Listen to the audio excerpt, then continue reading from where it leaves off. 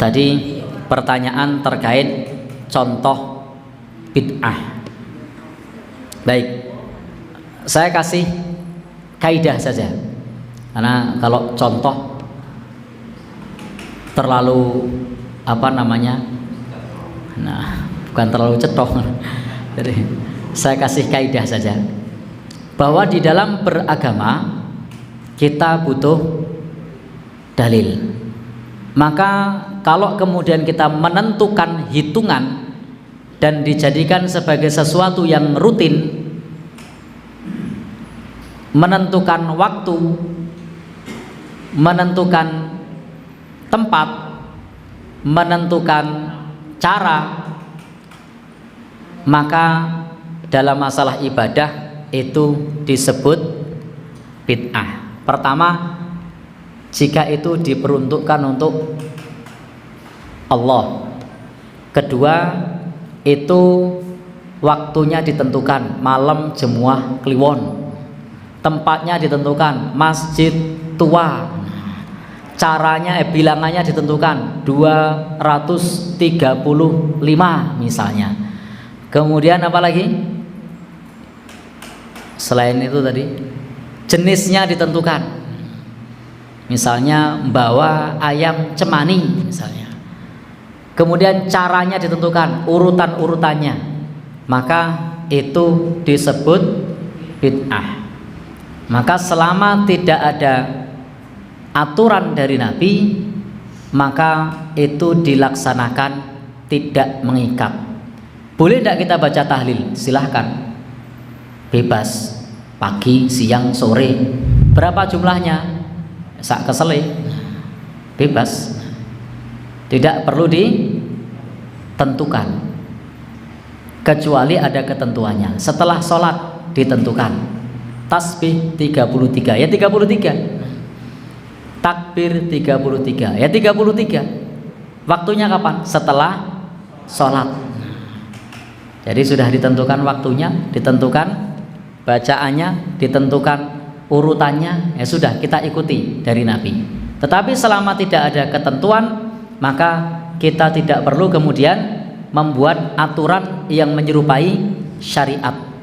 Maka Imam Asy-Syatibi dalam kitab Al-Iqtisam itu menyebutkan bahwa bid'ah itu sesuatu ibadah yang menyerupai syariah, padahal itu bukan dari syariah. Ini berbeda dengan status muamalah yang diniatkan karena Allah, itu nilainya ibadah. Jadi beda antara ibadah dengan yang bernilai ibadah. Kalau yang bernilai ibadah itu semua muamalah yang mubah diniatkan lillah, nilainya ibadah. Makan, niat lillah, nilainya ibadah. Nyangkul karena Allah, nilainya ibadah, tapi dia muamalah. Tetapi kalau sesuatu yang sifatnya ibadah, apa toh ibadah itu? Ad-du'a wal ibadah. Doa itu adalah ibadah. Di situ menggunakan formasi doa atau zikir tertentu dengan racikan tertentu, maka itu adalah ibadah dan itu butuh dalil. Berbeda dengan muamalah tadi. Muamalah itu segala sesuatu yang mubah itu tidak dilarang oleh syariat, maka diniatkan karena Allah, nilainya ibadah. Berbeda dengan sesuatu yang sifatnya zikir, yang sifatnya doa, maka selama tidak ada ketentuan, kita tidak perlu mengikat dengan ketentuan. Tidak perlu mengikat dengan ketentuan, artinya bebas. Bisa dipahami ya? Nah, baik, intinya perhatikan tadi niat, bilangan, tempat, waktu, jenis, cara. Nah, itu dilihat berdasarkan dalil. Apa tadi? Niat, waktu,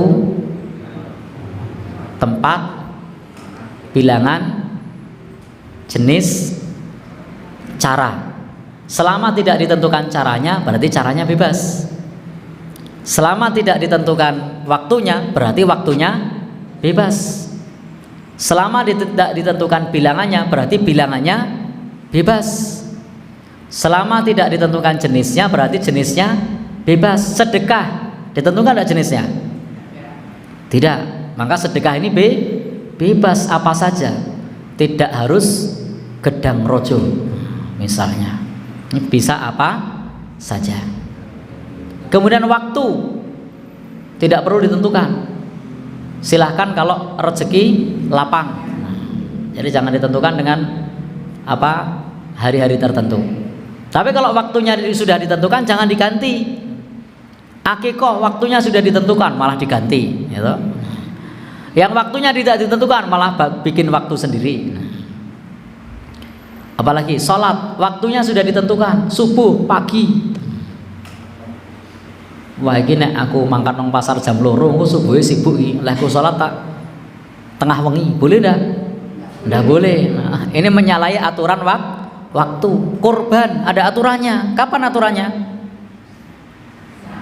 Pada saat hari raya. Wah tanggung nih saiki tak bagi-bagi ngono oke sing do duwe. Sesuk lah ngenteni sasi sedeng dontek. Lalu kurbannya sebulan lagi. Sah napa mboten? Mboten. Kenapa? Karena menyalahi aturan waktu. Jadi kalau ada waktu ditentukan, ikuti aturan waktunya. Kalau tidak ditentukan aturan waktunya, tidak usah bikin aturan waktu. Kalau ada aturan bilangan, ikuti aturan bilangannya. Tapi kalau tidak ada aturan bilangan, ya sekuatnya. Bisa dipahami gitu? Ya, baik. Demikian yang bisa kita sampaikan. Mudah-mudahan bermanfaat. Wallahu a'lam bishawab.